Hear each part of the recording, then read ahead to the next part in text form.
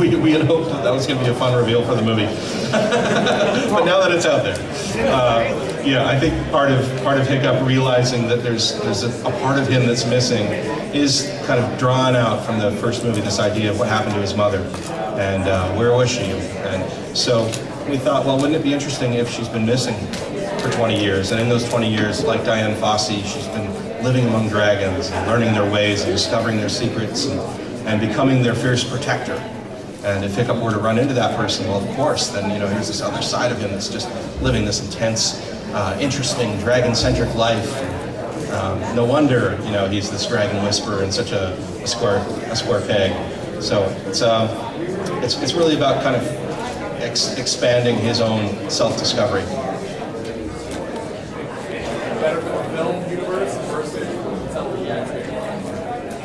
Well, Dean had pointed out earlier that one of the cool things about the TV show is that we get to sort of go a bit more everyday life type of thing. We don't have enough screen time in the movies. We have a very specific finite amount of time that things have to happen in the movies. And what the TV show gives us is it gives us a chance to put the audience in that neighborhood, on that island, experiencing the sort of minutia of everyday life, what it is to be a Viking on Berg.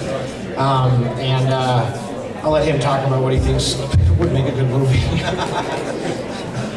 Well, I think, the idea of doing a sequel needed to be necessary to me, and I think that there were enough unanswered questions in the first movie that it did feel there was more story to be told.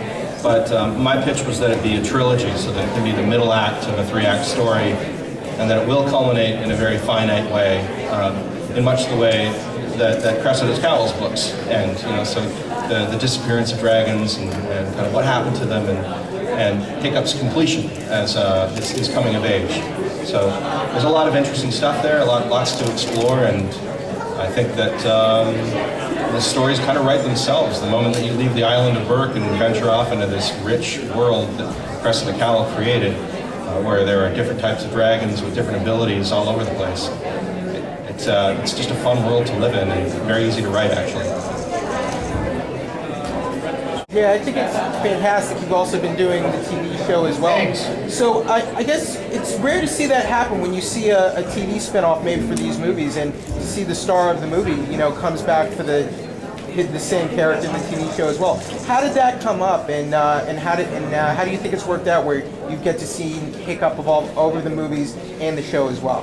Well, for me, there was just there was no question that I didn't want anyone else to play him. Like I think part of an actor's job is to take ownership of the character and to be defensive and protective and all that stuff. And so when there was even the first mention that Hiccup might have a life on television, it had to be me, in my opinion.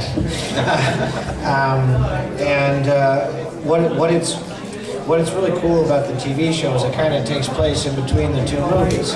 And so when all is said and done and we walk away, we'll have given the world a pretty full, complete story. And selfishly, it's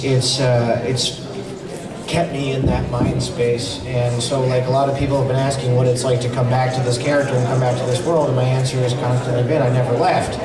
And so, yeah, I just love that we're creating this kind of pretty deep, open platform, multimedia world, and so yeah, no. What it all comes down to is, I just didn't want anyone else to play Hiccup. You guys probably had about 10 dragons in the first movie. How many do you think we can expect to see different types in the new? You don't have to if there is. We have more time. If anyone has any additional questions, go ahead. So you said sometimes it goes Oscar. So when it goes Oscar, does that mean you have to go back to the animators and In animation, we always record the voice actors first, and then the animators get a breakdown of those lines down to the vowel and the consonants, so they know what to make for the mouth shapes. So it doesn't really affect the animation. Sometimes, however, late notes that might come in, we end up re-recording, and then the animators have to go back and adjust. Sure. Another question right here.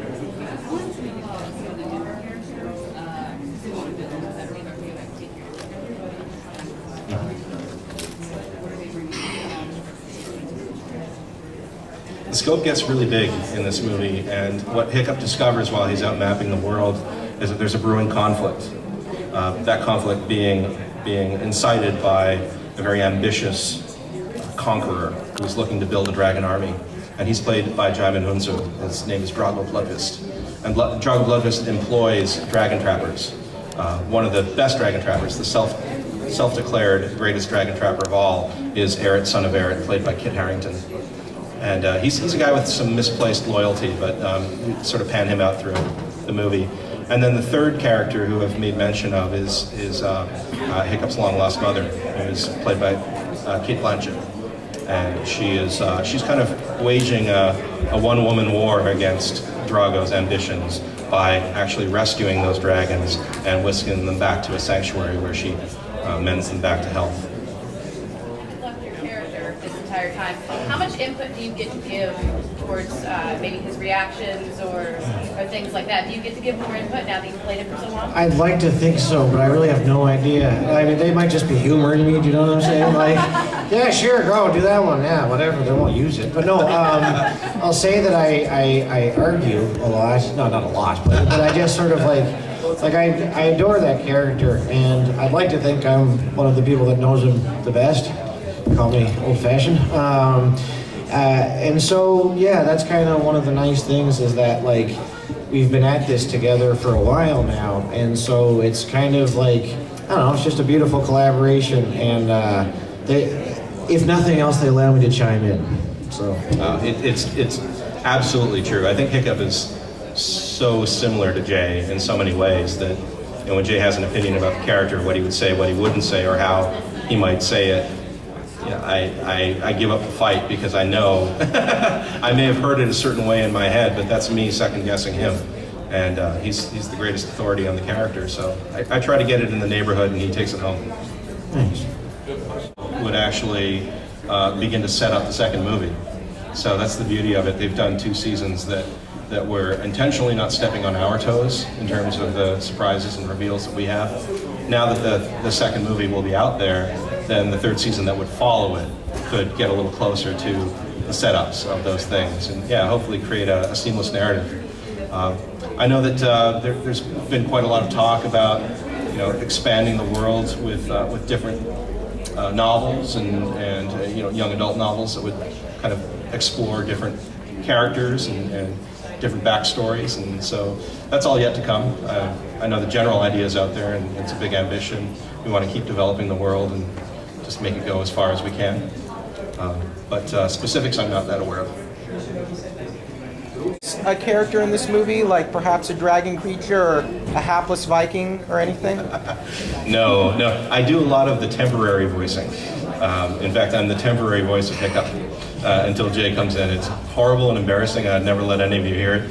I'm not an actor, and I'm very happy to hand it over. But you know, it's just a It necessary. makes my life wonderful. I look forward to it so much. His temp work, the sort of. See, this is exactly The why. reason I get up in the morning, are you kidding me? Because he kind of sometimes tries to do a little impression and everything. It's the best.